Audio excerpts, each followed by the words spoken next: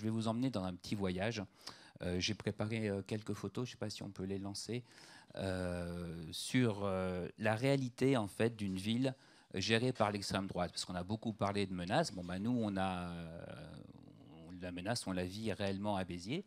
Et on a au moins cet avantage, c'est qu'on sait ce que ça veut dire, la gestion d'une ville par l'extrême droite, et on a pu en tirer quelques leçons et peut-être, en toute modestie, quelques pistes. Alors, je vous propose 3 étapes pour ce voyage. Moi, je vais d'abord vous parler un petit peu de l'origine, de la situation de départ, parce que l'extrême droite, ça tombe pas du ciel comme ça, un vilain matin. Ça arrive pas, ça pousse pas tout seul. Il y a une raison qui fait qu'elle peut s'implanter. Il n'y a qu'à voir d'ailleurs la diversité des scores de l'extrême droite dans l'Hérault. Ce n'est pas quelque chose non plus qui est dû au hasard. Ensuite, il faudra un peu accrocher vos ceintures parce que je vais vous projeter quelques images de la réalité de l'extrême droite. Ce n'est pas CNews, ce n'est pas BFM, c'est la vérité. Et puis pour finir, j'essaierai de faire le bilan un petit peu de ce qu'on a appris, nous, pendant ces années de gestion RN. Alors, Robert Ménard, il n'est pas tombé du ciel, je le disais, l'extrême droite, ça tombe jamais du ciel. Il faut savoir que Béziers, c'est une ville de 75 000 habitants, 80 000, ça dépend des époques, qui a été très riche, opulente, et qui s'est appauvrie de manière importante et qui en a gardé un profond sentiment de déclassement. Déclassement qui est accentué par la proximité insolente de la métropole de Montpellier, pour qui on a l'impression que tout va bien, et qui semble être l'opposé aujourd'hui de Béziers. C'est une ville aussi, Béziers, qui est profondément inégalitaire. C'est la 5e ville la plus inégalitaire de France. C'est une ville pauvre, certes, mais avec aussi beaucoup de ménages riches, puisque les grandes familles biterroises ont fait, à partir du 19e siècle, des fortunes colossales dans le commerce du vin, qu'elles sont restées riches et influentes, pendant qu'une grande majorité de la population biterroise, elle, s'est appauvrie, et qu'une partie vit sous le seuil de pauvreté. C'est 43% pour les moins de 40 ans, 50% et voire 60% dans certains quartiers de Béziers, sous le taux de pauvreté, avec des situations qui sont de la pure misère et non plus uniquement de la pauvreté. Béziers aussi, il faut le dire, avant Robert Ménard, c'est une ville qui a été gérée par la droite pendant 18 ans. Et qui, d'ailleurs, on retrouve dans la majorité actuelle de Robert Ménard un grand nombre de personnes qui étaient déjà aux affaires auparavant. Et ce règne de la droite, il a été caractérisé, comme dans beaucoup d'endroits, par une frénésie immobilière dans les nouveaux quartiers, par un abandon du centre-ville, qui, lui, s'est traduit par une paupérisation, un délabrement impressionnant du centre-ville, dans lequel, évidemment, ont pu s'installer les marchands de sommeil et, depuis quelque temps maintenant, les trafiquants de drogue. Merci. Alors, ville pauvre, inégalitaire, sentiment de déclassement, voire d'humiliation pour les Biterrois, sentiment d'abandon et abandon réel, délabrement du centre-ville, ça c'est vraiment le terreau de l'extrême droite. C'est vraiment, elle en a littéralement besoin, quoi. Donc à chaque fois, petite parenthèse, à chaque fois que nous on va lutter contre un de ces éléments, auquel moi j'ajoute l'insécurité, vous allez voir, ou la sécurité, c'est un domaine sur lequel j'insiste beaucoup.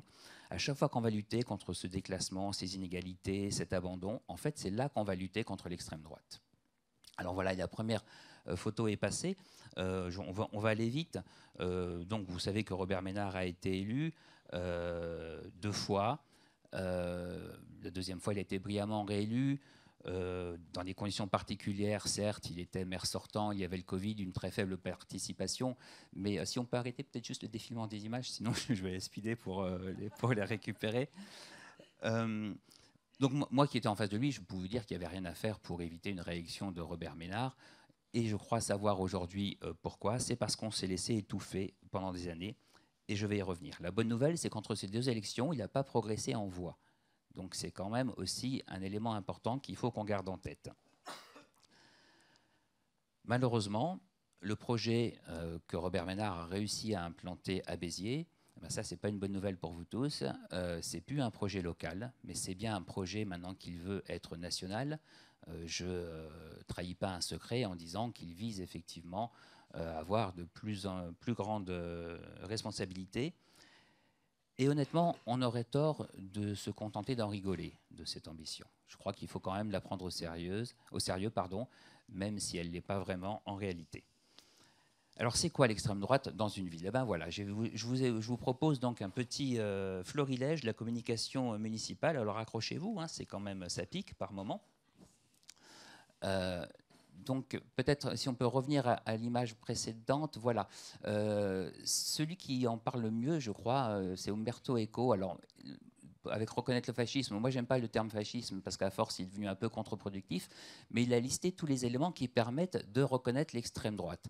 Et il faut savoir, je ne sais pas si vous connaissez ce petit schéma, mais moi, je le trouve vraiment intéressant.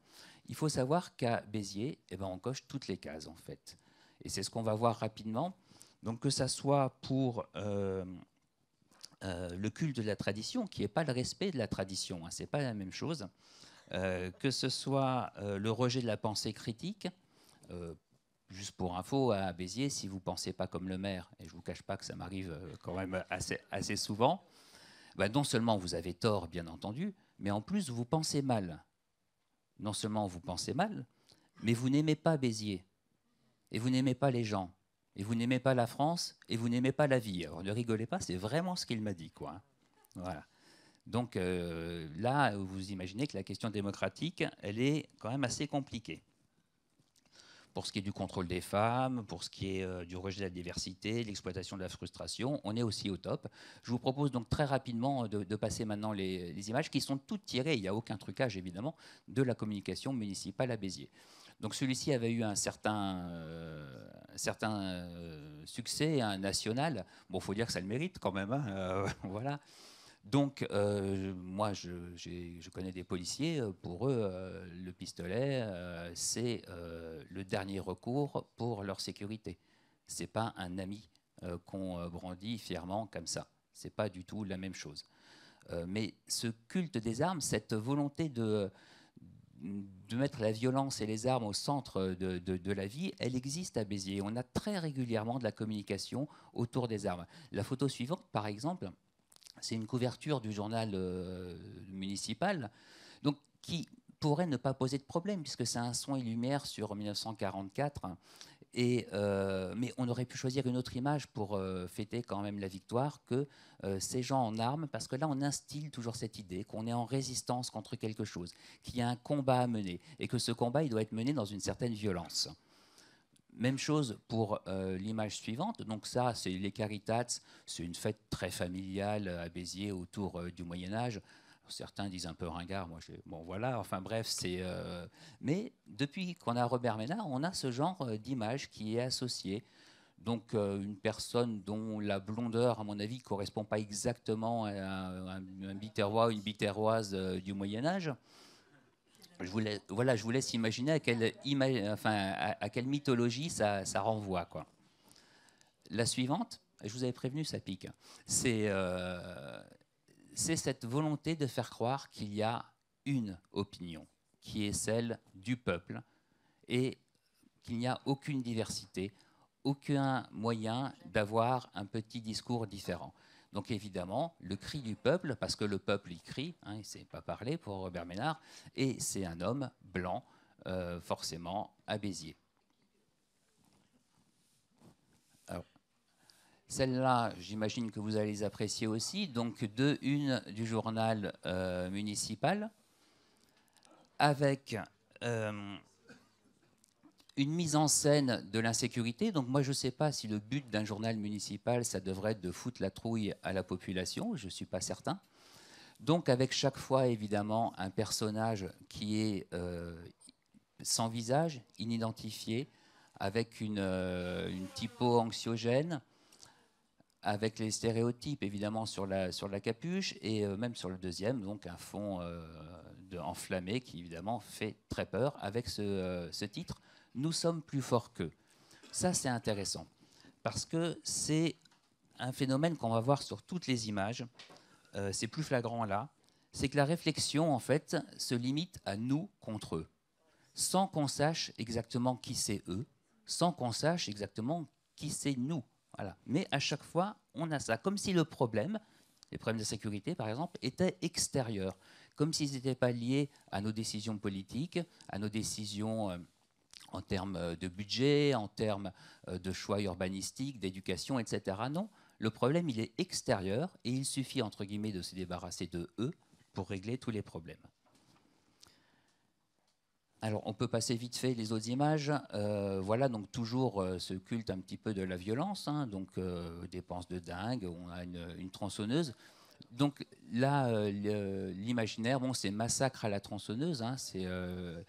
bon, je sais pas moi, mais comme projet politique, massacre à la tronçonneuse, ben, je n'adhère pas à 100%, quoi. Alors, par contre, et voilà, merci. Donc c'est vrai que c'est quand même assez stupéfiant, hein. On voit effectivement le nouveau président argentin qui a la même démarche. Donc c'est pas neutre. Je veux dire, il y a vraiment un projet derrière ça. Il y a une cohérence idéologique qui est assez forte et qu'on subit à Béziers. Allez, pour finir, celle qui m'a peut-être le plus choqué, alors je ne sais pas, c'est pour les gens qui avaient 20 ans lorsqu'il y a eu le génocide au Rwanda, ça parlera peut-être plus. Donc c'est un insecticide pour lutter contre ceux qui vous pourrissent la vie. Alors, cet insecticide, il permet de lutter contre les crachats, les ordures, ok, les déjections, pourquoi pas, et les dealers aussi, puisqu'évidemment, le dealer n'est pas un être humain et c'est avec un insecticide qu'on va traiter la situation. Allez, pour finir, une dernière, et puis je vous laisse tranquille. Avec le TGV, elle aurait moins souffert, puisque évidemment, le problème de cette image, c'est pas le féminicide, hein, c'est le train qui arrive trop doucement. On a envie de dire, oui, avec le TGV, ça irait plus vite, et on a envie de dire presque même, ça serait un peu plus propre, quoi. Donc voilà, je vois que j'ai plombé un petit peu l'ambiance. Mais voilà, c'est absolument important. Alors merci d'avoir passé à l'autre affiche, parce que Béziers, évidemment, ce n'est pas que ça. Ça, c'est la mairie de Béziers. Elle est très mal fréquentée pour l'instant, mais j'espère que ça va changer dans quelques temps. Alors, juste pour conclure rapidement, parce que, ça a déjà été dit, mais je crois que moi, si vous devez retenir une phrase de tout ce que j'ai dit, c'est celle-là. C'est que l'extrême droite, en réalité, c'est une escroquerie. C'est vraiment une escroquerie en bande organisée, et particulièrement pour les classes populaires. C'est quelque chose qu'on a touché du doigt à Béziers. Alors, je pourrais vous parler du bilan de 10 ans de gestion Ménard pendant des heures, je ne le ferai pas, mais on a un taux de pauvreté qui est inchangé. On a une ville embellie, c'est vrai, sur certaines places, mais au prix d'un endettement pharaonique qui va nous plomber pour des années, pour des choses plus importantes.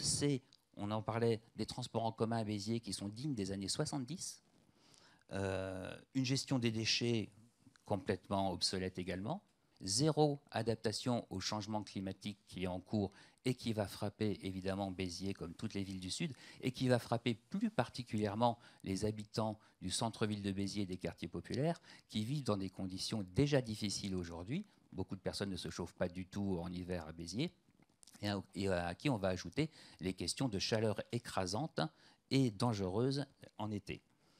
Donc, pour conclure, vraiment, je voudrais prendre un point qui fait partie de ces thèmes qu'on a un peu laissé, moi je ne comprends pas pourquoi, à l'extrême droite, qui est celui de la sécurité.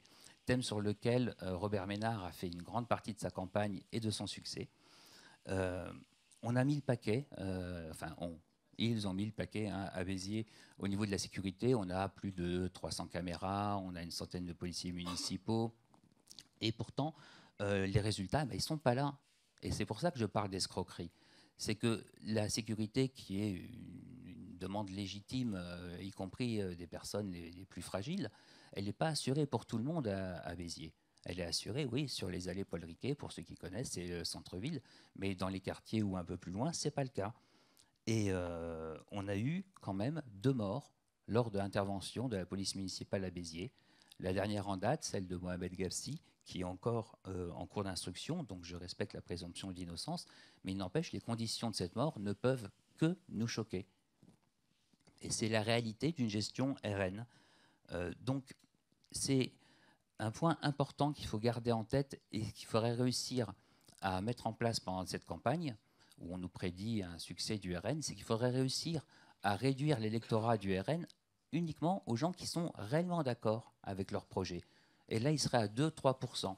Et si on arrive à détromper tous les gens qui se font arnaquer par les propositions du RN, Je pense que là, on aura réussi notre mission. Et c'est pour ça que moi, j'insiste vraiment sur ce point. Il faut qu'on soit présent sur toutes les thématiques, y compris les thématiques sur lesquelles on est peut-être moins à l'aise, nous, les écologistes, historiquement, mais il faut bosser là-dessus. Et moi, vraiment, la question de la sécurité, qui est quelque chose qu'on a délaissé trop facilement, il faut s'y mettre. Il faut y être. Je suis sûr qu'ici, par exemple, si je demande s'il y a des enseignants dans la salle, on va avoir qui est enseignant dans la salle.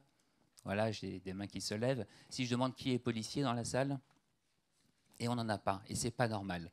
Et il faut qu'on travaille. Et il faut qu'on travaille à ça. Il faut qu'on travaille à être aussi présent dans ces domaines-là, qu'on laisse trop facilement à l'extrême droite. Voilà, je vous remercie. J'espère que je reviendrai ici vous annoncer de meilleures nouvelles dans quelques années. Voilà.